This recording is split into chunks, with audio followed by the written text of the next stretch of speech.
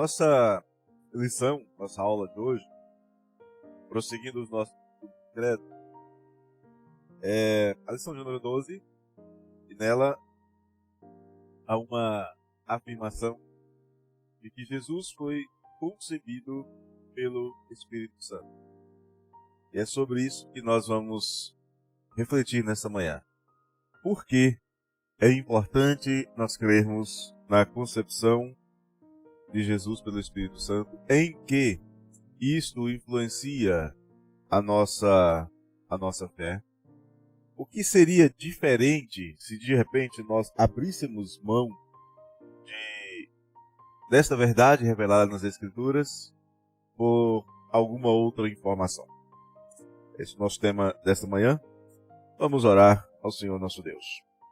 Pai querido, obrigado, Senhor. Obrigado por mais uma manhã que o Senhor nos dá e também por mais uma semana que se inicia. Assim também te agradecemos pela semana que terminou, onde nós podemos, ó Deus, cuidar dos nossos afazeres, uma semana na qual nós podemos também separar tempo para te servir, te adorar, te louvar. E nós queremos te pedir em nome de Jesus que o Senhor reforce, ó Deus, aquilo que nós já temos aprendido, aquilo que nós cremos. E, ó Pai, à medida que nós estudarmos, nós tenhamos, Senhor, condições de responder a todo aquele que nos inquirir, que nos perguntar, que nos questionar a respeito da esperança que nós temos em nosso coração. Porque cremos em Cristo como nosso Senhor e Salvador. Porque confiamos nele como nosso advogado junto ao Pai. E porque o temos como nosso legítimo representante. Obrigado a Deus. Pedimos-te em nome de Jesus que o Senhor continue a ensinar esse povo, que é o seu povo, que se chama pelo seu nome e que está aqui nesta manhã para adorar ao Senhor. Obrigado. Te agradeço em nome de Jesus. Amém. Para a igreja, especialmente no início da sua história, no período das controvérsias, das chamadas controvérsias cristológicas, séculos 2, 3, início do século 4, e algum tempo depois, século 18, 19 e século 20, com o surgimento do chamado liberalismo teológico, a igreja teve que lidar com a questão da concepção de Jesus Cristo. E essa doutrina, como Jesus foi concebido, a concepção sobrenatural de Jesus, ela tem sido considerada pela igreja como um dos fundamentos da nossa fé. Ou seja, se nós, por algum motivo, renunciarmos a esta doutrina, nós estaremos também e automaticamente renunciando à deidade, renunciando à divindade de Jesus. Então ela é de extrema importância, como aliás são todas aquelas que estão expressas no credo. A ideia de concepção especial de Jesus, ela aparece na Bíblia desde os primórdios. Ela foi, obviamente, preparada na eternidade e ela foi sendo anunciada nas Escrituras progressivamente, algumas vezes até com uma riqueza de detalhes impressionantes, mas que nós só podemos perceber com o óculos do Novo Testamento. Havia detalhes a respeito da concepção de Jesus no Antigo Testamento que só poderiam ser corretamente compreendidos se olhados com os olhos de alguém que tem o Novo Testamento nas mãos. Em Gálatas capítulo 4, verso 4, a Bíblia vai nos dizer que depois de toda essa preparação, depois de todos esses anúncios, depois de Deus ter disposto todas as coisas para o momento em que Jesus viesse ao mundo, ele veio naquilo que é chamado de plenitude dos tempos. Se nós olharmos, por exemplo, a primeira menção, a primeira vez que se fala do nascimento do Redentor, ou da vinda de um Redentor, ou Deus dando um Redentor à humanidade, nós vamos já perceber que existe algo meio diferente ali. Em Gênesis, no capítulo 3, no verso 15, o Senhor diz que o Messias, que o Redentor viria da descendência de uma mulher, ou da semente da mulher. Mas aí nós temos um problema. Na cultura oriental, e a Bíblia foi escrita numa cultura oriental, quando se fala da linhagem de alguém, quando se fala da sua genealogia, da semente, fala-se do homem e não da mulher. Então, se você quer ligar alguém a um antepassado, você, na mentalidade hebraica, você segue a linhagem masculina e não a feminina. Mas quando se anuncia o nascimento do Redentor, aponta-se para o nascimento de Jesus sem citar a genealogia masculina. Poderia parecer um detalhe sem muita importância, mas quando nós olhamos para este texto com os olhos do Novo Testamento, nós vamos entender que ali já se apontava para o nascimento virginal de Jesus sem a participação masculina no processo. Olhando só Gênesis 3,15 sem o Novo Testamento, não dá para ter certeza disso. Mas olhando Gênesis 3,15 com o Novo Testamento nas mãos, a gente percebe que ali já se falava que Jesus viria, que o Messias viria sem a participação de um homem, sem a participação de José. Outra coisa interessante que vai fortalecer esta ideia é o livro do profeta Isaías, chamado por muitos de o profeta evangélico, aquele que descreve com uma riqueza impressionante de detalhes a pessoa de Jesus, a obra de Jesus. E uma das coisas que ele vai nos falar é que a virgem conceberia e daria luz a um filho e o seu nome seria Emanuel. Conhecemos bastante esse texto, ele é citado quase todos os anos, ele é lido, citado, pregado na época do Natal. E o que está sendo dito ali é que uma virgem daria à luz a um filho. Um detalhe é que a palavra virgem no texto de Isaías pode significar também apenas uma jovem em idade de casar. Então aquela que era jovem em idade de casar, ela se casaria e daria luz a um filho. Pode ser. Mas há outros detalhes na Bíblia que vão indicar que não era só isso que estava sendo dito ali.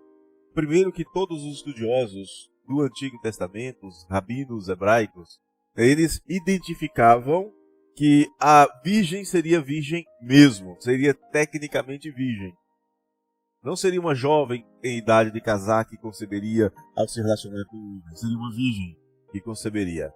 Quando a Bíblia foi traduzida para o grego, do hebraico para o grego, para a Septuaginta optou pela palavra partenos, que significa literalmente virgem. E virgem sem relacionamento com homem algum. Aí alguém pode dizer, mas pastor, então a Septuaginta, que tinha uma palavra hebraica que podia significar outra coisa, optou por essa aqui e errou na tradução? A resposta é não. E por que não?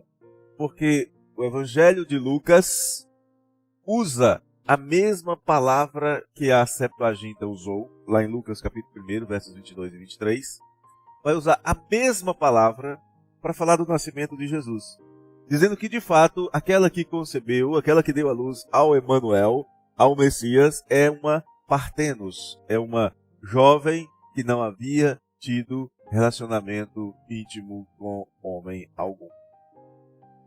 E ela então daria luz ao Emanuel, o nome que nós sabemos o significado, que significa Deus conosco, que indica a habitação de Deus com o homem, a presença de Deus, ou Deus experimentando, a segunda pessoa da Trindade, o Filho de Deus, experimentando a nossa natureza, todavia sem experimentar uma das coisas que são bem peculiares a nós, que nós conhecemos bem, uma coisa chamada pecado.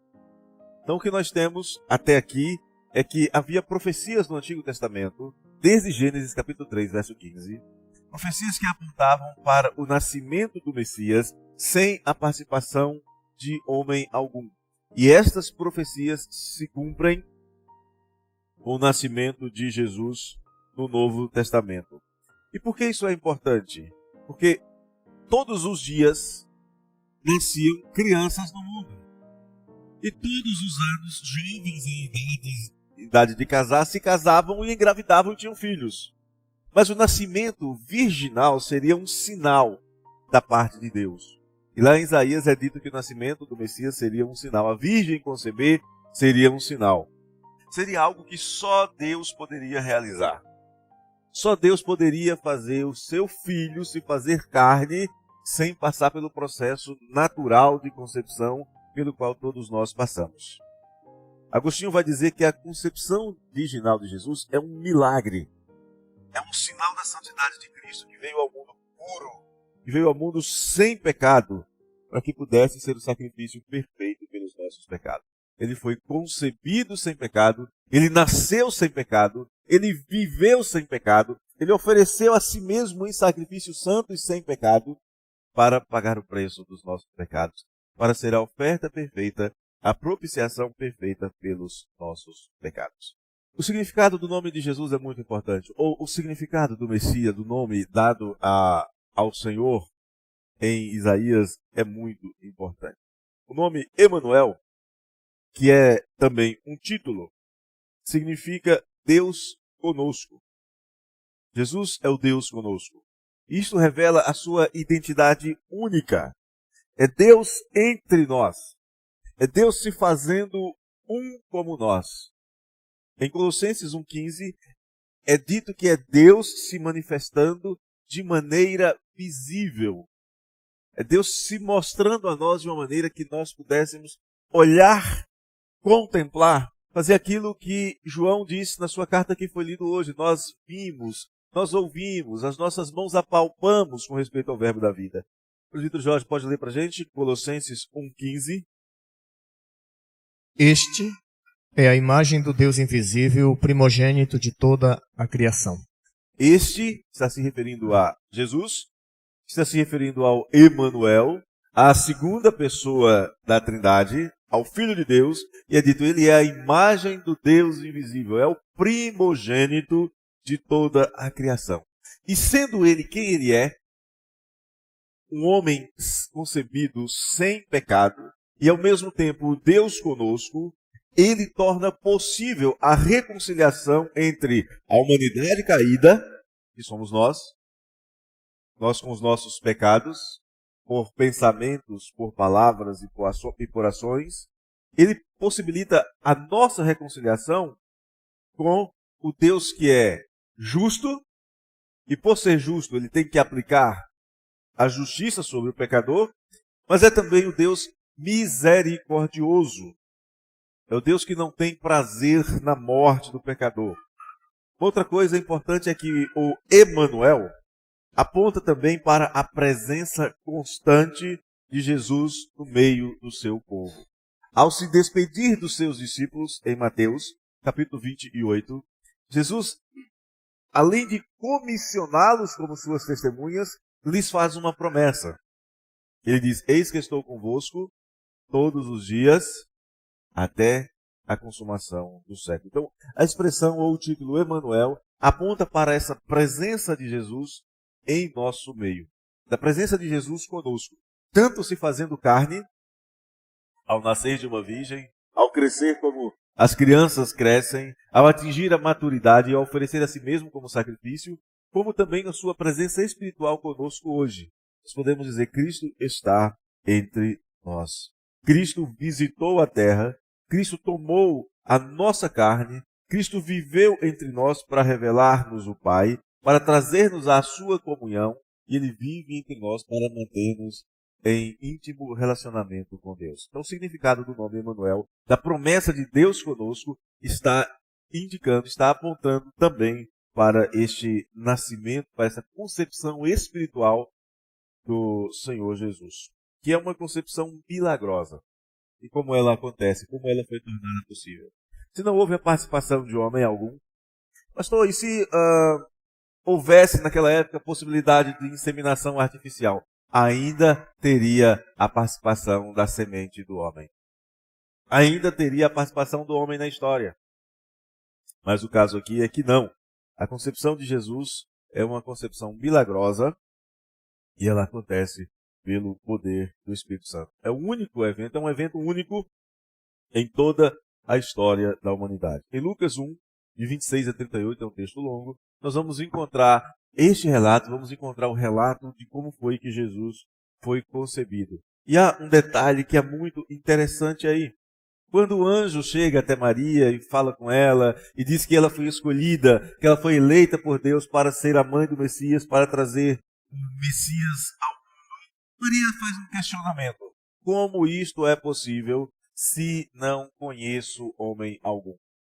A expressão conheço no texto de Maria e em alguns outros textos do Novo Testamento é o que nós chamamos de hebraísmo. É quando nós usamos uma palavra de uma língua com um significado que veio de outra língua. Como assim?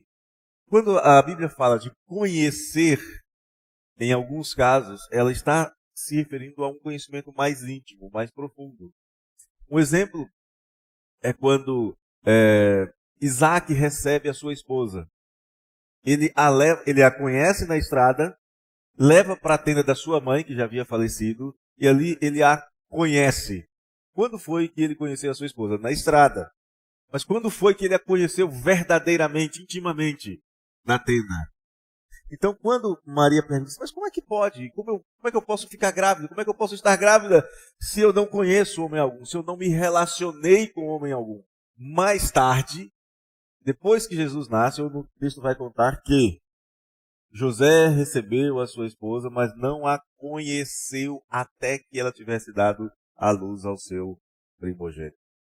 Como assim ele toma sua esposa, ele cuida dela durante toda a gravidez e não conhece? É porque esse conhecimento é um conhecimento relacional, conjugal, íntimo, sexual. Então, Maria diz assim, olha, não tem como. Aí o Espírito fala, não se preocupe, porque em ti será gerado um ente santo pelo poder do Espírito. É uma geração pelo Espírito e, ao mesmo tempo, é uma geração que é mantida isenta de pecado. Por isso que é chamado de ente santo, de ser santo. E esse é um ato que foge à ordem natural das coisas. Como é que uma criança é concebida? Papai e mamãe precisam se conhecer. Maria não conhecia homem algum, mas o Senhor, miraculosamente, com seu poder supremo, vai gerar este menino, garantindo que ele não herdaria o pecado original, garantindo que ele seria preservado em santidade desde a concepção. Diferente de nós. Salmo 51, verso número 5, mostra uma diferença muito grande entre nós e Jesus. Ele é o ente santo. Ele é o que foi concebido sem pecado. Ele é o que nasce sem a marca da iniquidade. E nós somos diferentes. Salmo 51, verso 5, por gentileza. Eu nasci na iniquidade e em pecado me concebeu minha mãe. Esse sou eu. Aí você pode dizer, não, pastor, esse sou eu. Então nós temos que dizer, aqui temos o nosso retrato. Nós somos assim. Mas Jesus não. Jesus é concebido pela obra do Espírito Santo e é preservado como ente santo. Ok, então continuaremos falando sobre o milagre da concepção de Jesus. Diferente de nós, concebido de maneira diferente e isento, preservado do pecado. Como é que o Espírito Santo é capaz de conceber uma criança? Esse é um mistério e desafia a nossa compreensão. Mas o fato é que a Escritura afirma que o menino foi gerado. O fato é que a Escritura afirma que este menino gerado tinha um propósito.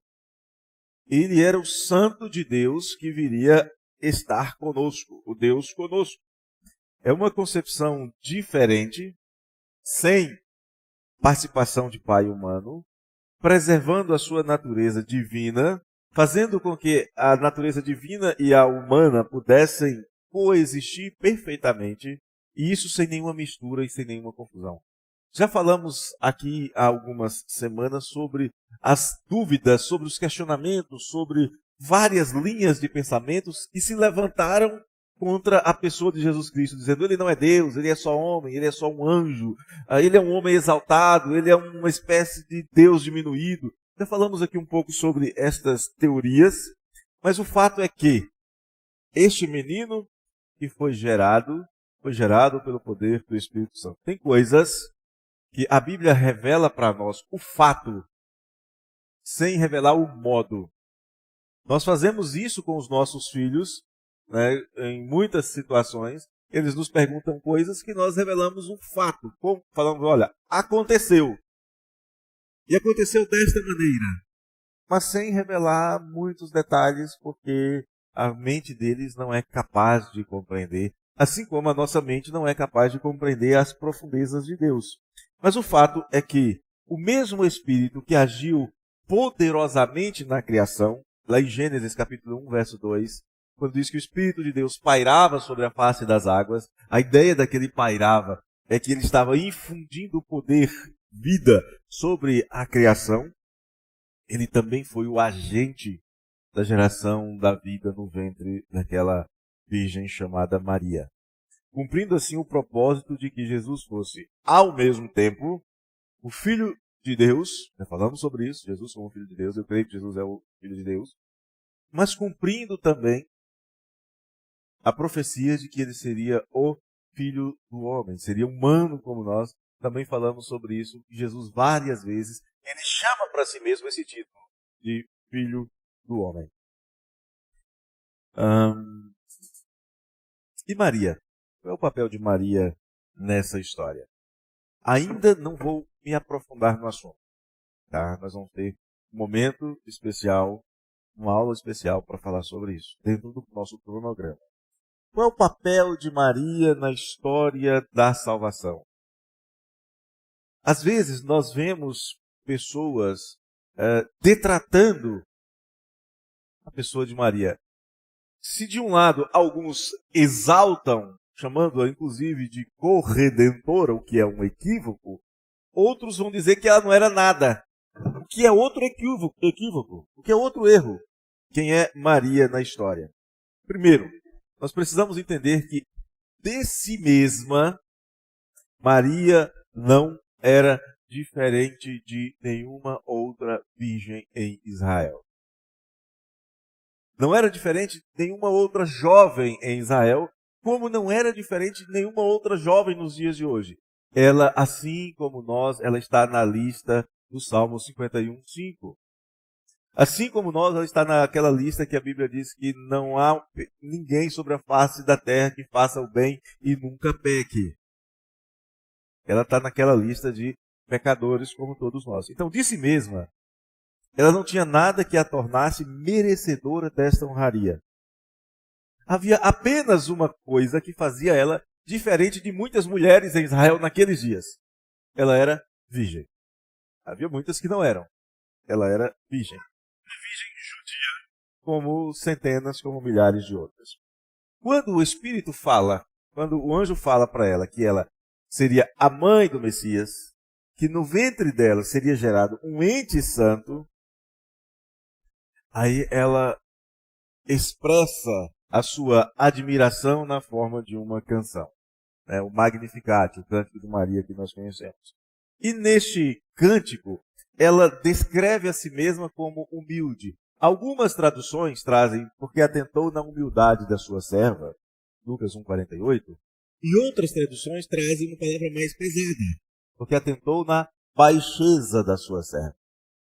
A palavra que a própria Maria usa é tapeinosis, que significa literalmente insignificância, por isso baixeza, mas que também significa alguém que é possuidor de culpa moral. É por isso que ela diz que o Senhor é o seu Salvador. Vamos imaginar que de repente o Rafael começasse a gritar aqui no nosso meio pedindo ali sentadinho ali em plena segurança, começasse a gritar aqui no nosso meio pedindo para nós jogarmos uma boia para ele não morrer afogado. O que você pensaria do Rafael? Rafael, o que você acha disso? O que você acha que iriam pensar de você? Surtou, enlouqueceu, como dizem lá no Paraná, né? Enlouqueou. Porque não está correndo perigo algum. Se Maria não fosse o que ela própria descreve, uma tapeinosis, uma insignificante portadora de culpa moral, se ela não estivesse incluída no Salmo 51:5, no seu cântico, que ela estaria mentindo. E será se ela ousaria mentir na presença do anjo do Senhor, que lhe traz o anúncio da esperança, da consumação da esperança de Israel, correndo o risco de falar, já que você é uma mentirosa, então não vamos te usar mais? É óbvio que não. Então, o que nós temos aqui é, Maria se descreve como uma pessoa humilde e insignificante, como alguém portadora de pecados como todos nós, mas o que faz diferença é que ela se mostra disposta a servir conforme a vontade de Deus. Ela fala, cumpra-se em mim a vontade do Senhor. Literalmente, seja como Deus quiser. Isso não era fácil. Hoje, uma jovem chegar e dizer, estou grávida, um jovem solteiro chegar e dizer, estou grávida, é uma coisa. Em Israel significava apedrejamento. Ué, como é que você ficou grávida? Por que quando abusaram de você, você não gritou para chamar para o socorro? Porque a lei dizia que se uma jovem tivesse relacionamento fora do casamento, antes do casamento, ela seria apedrejada. Se ela gritasse, o abusador seria apedrejado e ela escapava. Se ela não gritasse, ela seria apedrejada também. Então, quando ela fala, seja como Deus quiser, ela está dizendo assim, olha, eu não sei como é que a minha vida vai ser preservada nessa história, mas seja como Deus quiser. Então, o que há de importante aqui é essa disposição dela em servir ao Senhor, numa situação que colocava a sua própria vida em risco. E ela se submete ao plano de Deus, e nós devemos lembrar disso, da sua submissão, da sua obediência. Nisto ela agiu corretamente.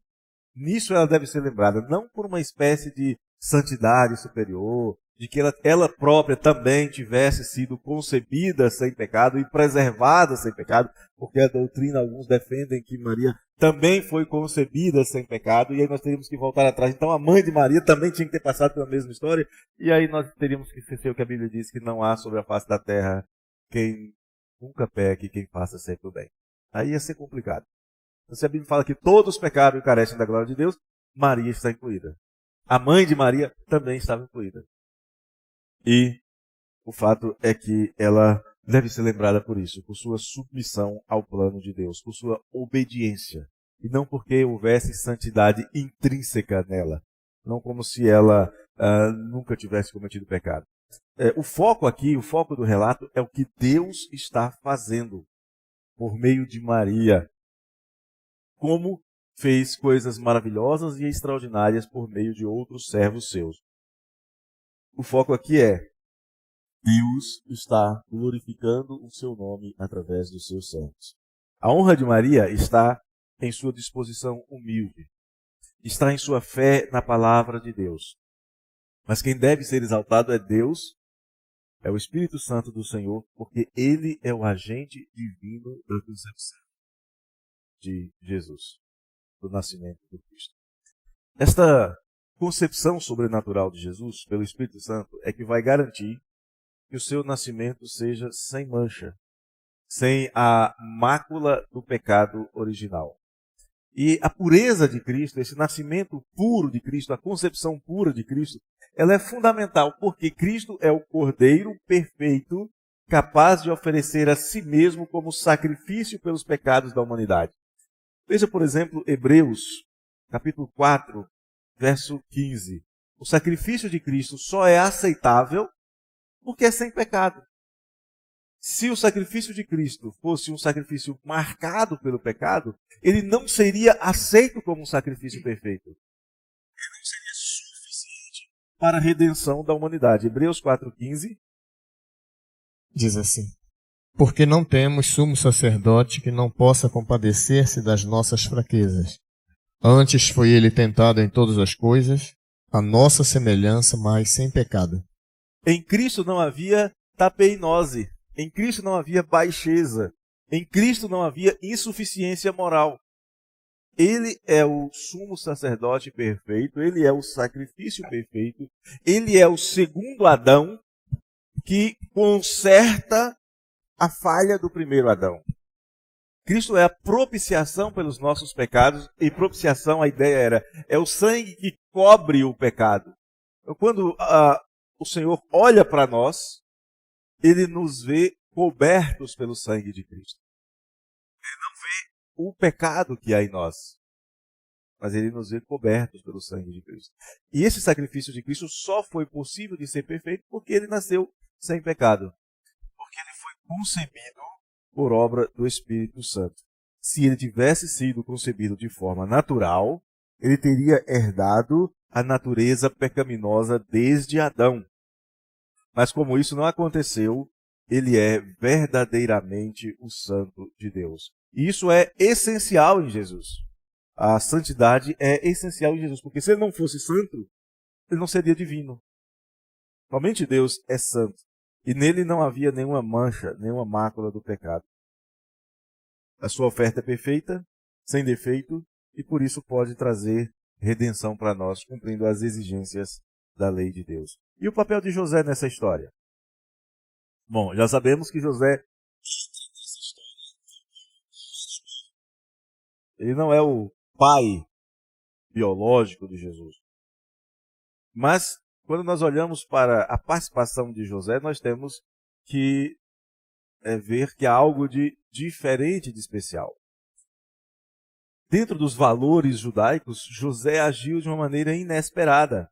Ao saber da gravidez da jovem com a qual ele estava desposado, ele poderia tranquilamente pegá-la pela mão, levá-la diante de um tribunal e falar: olha, eu ia me casar com essa jovem aqui, mas ela apareceu grávida. E não fui eu. Mas o que ele faz? Ele planeja abandonar Maria como um marido indigno. O ato conjugal, o ato sexual, consumava o casamento. E o plano dele era: vou deixar todo mundo pensar que eu me casei, mas fui embora, larguei. Aquela coisa de foi comprar, antigamente tinha essa história, foi comprar cigarro, nunca mais voltou. O plano de José era esse: vou deixar todo mundo pensando que eu sou o marido indigno, que eu consumei o casamento, gerei um filho e fui embora. Ele resolve trazer para si, para preservar a vida de Maria, trazer para si a indignidade da situação. Mas, em sonho, um anjo lhe explica o que havia ocorrido. O anjo fala para ele que o que Maria trazia no ventre era uma bênção, não só para ele, mas para toda a humanidade. Ele está em Mateus 1:21. Ele confia na promessa de Deus. Ele toma Maria e a leva para sua casa. E ele a trata como sua esposa, não a conhecendo até que ela desse à luz o seu primogênito, até que ela desse à luz o seu primeiro filho. A participação dele é de alguém que realmente confia no plano de Deus, na palavra de Deus, e que quebra todas as expectativas culturais vigentes no seu tempo. Se José fosse agir como um homem normal na Palestina agiria, Maria teria sido apedrejada. Por que Jesus foi concebido desta maneira? A concepção de Jesus pelo poder do Espírito Santo é fundamental para o plano redentor de Deus.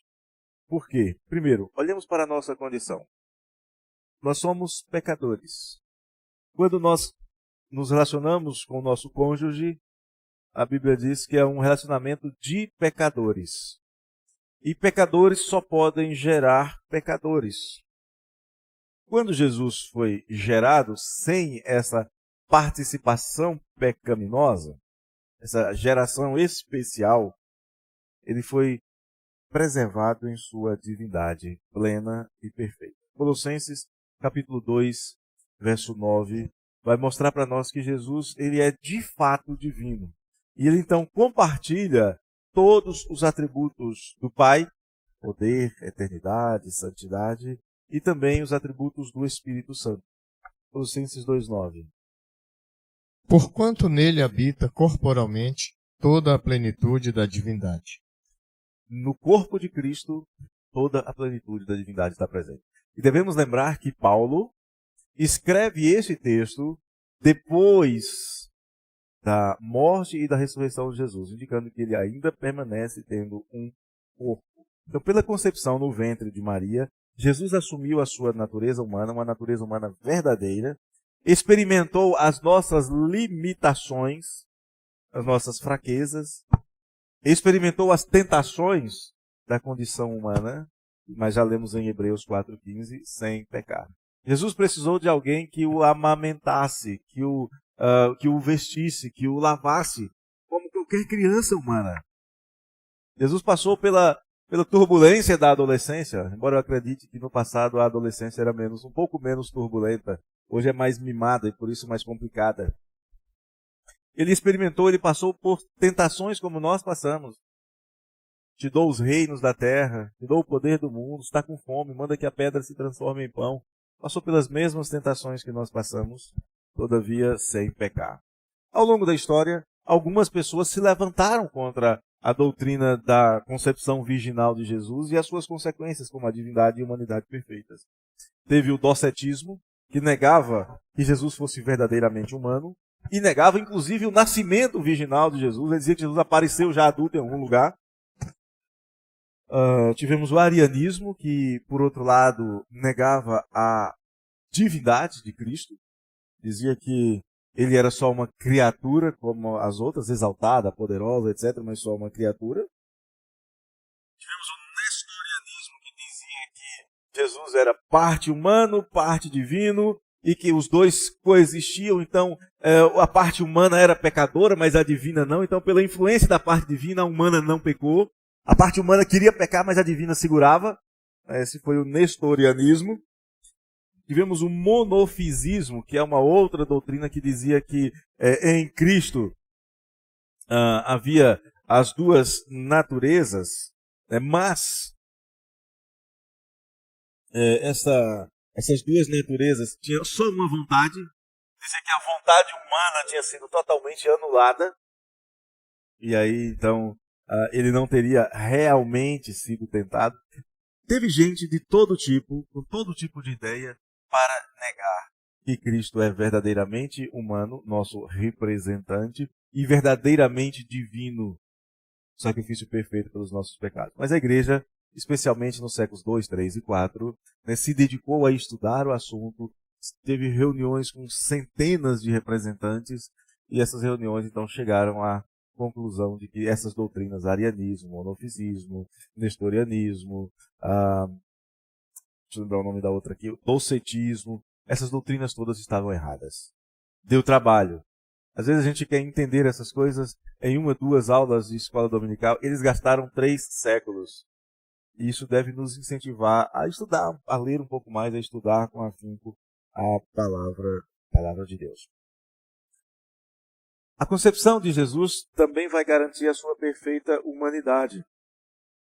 Embora ele seja eternamente Deus, embora a sua divindade seja plena e perfeita, embora ele compartilhe todos os atributos com o Pai e com o Espírito, ele também goza da humanidade perfeita e sem pecado. Tudo isso foi possível, só foi possível por causa do poder de Deus em ação. Se dependesse da vontade humana, se dependesse da habilidade humana, se dependesse dos esforços humanos, aquele que nasceu do ventre, nasceria uma criança do ventre de Maria, mas não seria ente santo, mas não seria sem pecado, mas não seria suficiente para livrar-nos do pecado, da morte e do inferno. Era necessário que o mediador, o Cristo, o Messias, Jesus, fosse verdadeiro Deus para vencer a morte e o pecado. Nós não vencemos a morte e o pecado. Mas também era necessário que fosse verdadeiro homem para pagar em nossa natureza o preço daquilo que nós fazemos, o nosso pecado. Mas para fazer isso, ele tinha que estar isento de pecado. Para fazer isso, ele não podia ter herdado, ele não poderia ter herdado a corrupção de Adão. Ele não poderia ser pecador como Adão. Por isso, ele foi concebido pelo Espírito Santo, preservado do pecado por obra do Espírito Santo. Então, caminhando para a conclusão, o nascimento virginal de Jesus demonstra que Deus age de forma sobrenatural. A sua ação visa cumprir as suas promessas. Nenhuma das promessas que Deus fez deixa ou deixará de ser cumprida. Nós temos muitas promessas já cumpridas, temos algumas que estão se cumprindo hoje e temos outras que se cumprirão mais para frente. Nenhuma das suas promessas deixará de ser cumprida, porque ele é poderoso para superar quaisquer impedimentos. Quando Maria pergunta, como é que pode eu ser mãe sem conhecer homem? O anjo diz, não se preocupe, o que é impossível aos homens é possível a Deus, porque não haverá impossíveis em todas as suas promessas. Todas as profecias do Antigo Testamento a respeito do Messias se cumprem em Cristo, confirmando a sua pessoa, confirmando quem ele é, confirmando que ele é o Messias prometido. É interessante que quando os cristãos do século I, ali depois que Paulo inicia aquela perseguição, na primeira metade do século I, quando eles são perseguidos, quando eles têm que se dispersar, e eles vão por toda parte anunciando a Jesus. Mas com que Bíblia eles anunciavam a Jesus? Eu sei que para muitos é difícil falar de Jesus com o Novo Testamento nas mãos, com métodos que foram desenvolvidos ao longo de 2000 anos. É possível, por exemplo, anunciar a salvação, anunciar as boas novas de salvação com um versículo da palavra de Deus, Romanos 5,12. Mas eles não tinham Romanos 5,12. Eles não tinham Efésios 2, 8, 9 e 10. Eles tinham que anunciar o nascimento do Messias, a vinda do Messias, a vida do Messias e a morte do Messias com o Antigo Testamento nas mãos. E é por isso que nós afirmamos que todas as profecias feitas no Antigo Testamento foram cumpridas em Cristo. Os cristãos primitivos, eles chegavam no lugar e falavam assim, olha, eu vim apresentar o Messias. Como assim? Olha só, não está dito aqui no Antigo Testamento que ele nasceria em Belém, Efrata, uma cidadezinha insignificante? Pois é. Foi lá que nasceu Jesus. Não está descrito que a região choraria a morte das suas crianças, como Raquel chorando dos seus primogênitos? Não está escrito? Tá. Pois é, depois que Jesus nasceu, Herodes mandou matar as criancinhas lá. Não está escrito que na sua morte os soldados lançariam sorte sobre as suas roupas? Está aqui, ó. Quando Jesus foi crucificado, os soldados estavam disputando lá num joguinho para ver quem ficava com a roupa de Jesus. Tudo quanto foi anunciado se cumpre na pessoa de Jesus, confirmando que ele era o Messias prometido. Inclusive, principalmente, nosso estudo de hoje é que ele nasceria de uma virgem. A virgem de fato concebeu, a virgem de fato deu à luz um filho, e o título dado a ele é Deus conosco, Deus no nosso meio. E tudo isso foi assegurado pelo poder do Espírito Santo, para que o próprio Jesus fosse cheio de poder e cumprisse a sua missão redentora, sem pecado, morrer na cruz, pagando o preço do nosso pecado. Isso só foi possível porque ele foi de fato concebido pelo poder do Espírito Santo no ventre de uma jovem que ainda não havia conhecido homem algum.